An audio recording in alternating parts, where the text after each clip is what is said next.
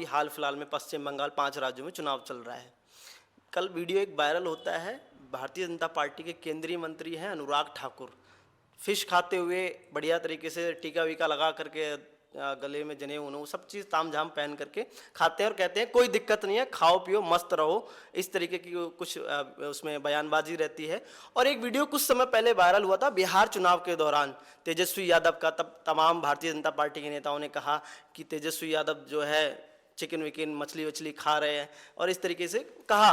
तो कैसा देखते हैं कि एक भारतीय जनता पार्टी जो कहती है कि शाकाहारी रहो, गाय के खिलाफ जो है लगातार कहती है, और उन्हीं के जो एक मुख्यमंत्री हैं हेमंत बिस्वा, वो कहते हैं कि मिथुन गाय जो है, और उनके प्रवक्ता वो कह सकते हैं कि मिथुन गाय खा सकते हैं, बाकी दूसरी गाय नहीं खा सकते। इस तरीके के बयानों को देखते हुए क्या कहना चाहेंगे आप? देखो, बहुत सारी बातें काल्पनिक होती हैं। मच्छी भात बिहार बंगाल का भोजन है, लोग खाएंगे। मनोज तिवारी जो दिल्ली से सांसद हैं वो भी मच्छी भात खाते हैं, और अनुराग ठाकर भी अगर वहाँ जाकर के बंगाल में मच्छी भात खाते हैं तो वो खाना और दिखाना, वीडियो बनाना और चलाना इस बात का प्रत्युत्तर है। ममता बनर्जी ने कहा था बीजेपी सरकार में आएगी तो मच्छी भात नहीं खाने देगी, और उसका जवाब देने के लिए भाजपा के नेताओं ने ये खाया भी है और वीडियो चलाया भी है। तो ये काउंटर करने का प्लान है। भोजन व्यक्ति की इच्छा पर निर्भर है। जीव जीवस्य भोजनम इदम शास्त्र वदन्ते। जीव ही जीव का भोजन है। निर्जीव चीज कोई भी भोजन के रूप में काम नहीं लेता। पत्थर को, कांच को, मिट्टी को, सूखी लकड़ी को कोई नहीं खाता। जिसमें जीव है वही भोजन है, ये शास्त्रों का कथन है। इसलिए कौन क्या खाएगा की चर्चा करके भाजपा जनता को गुमराह भले ही कर दे, कोई अच्छा संदेश तो दे नहीं रही।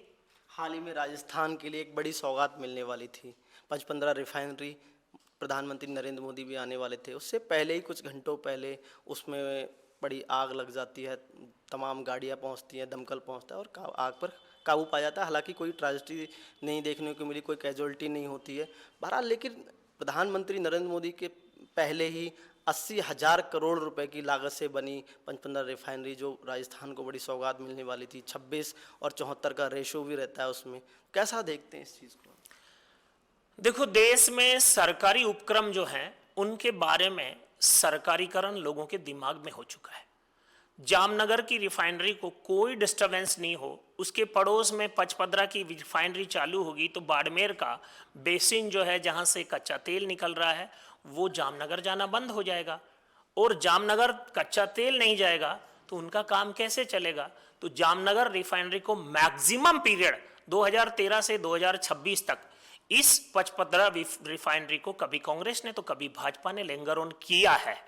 और अब ये जो दुर्घटना है ये अतिरिक्त जल्दबाजी और उद्घाटन के प्रेशर में बढ़ती गई उत्तेजना का परिणाम है।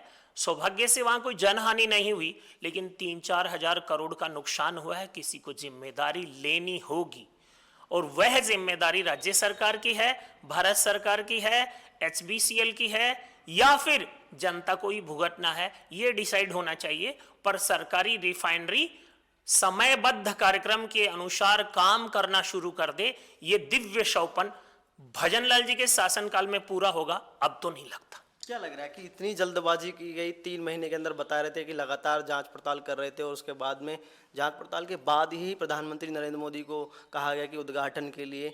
अब उसमें एक लंबा वक्त लगता है, आप कहेंगे कि 3 महीने और लग सकते हैं। तो कैसा देखते हैं, कहीं ना कहीं तो कोई बड़ी चूक तो हुई है, और ये चूक का जिम्मेदार किसे माना जाए?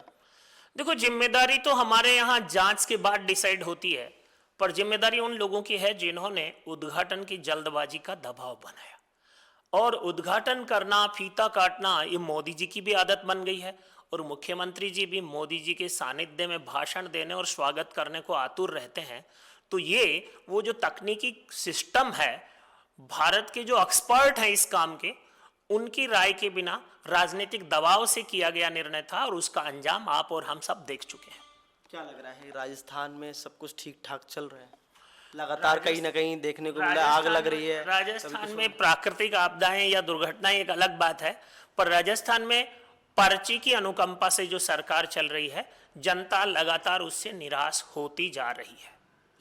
बहुत बहुत शुक्रिया। तो देखिए, हमारे साथ थे कृष्ण कुमार जानू जी, जो कि बीजेपी के पूर्व प्रदेश प्रवक्ता हैं और जाट महासभा के महासचिव हैं, जिन्होंने तमाम सवालों पर हमारे मुखर होकर के जवाब दिया।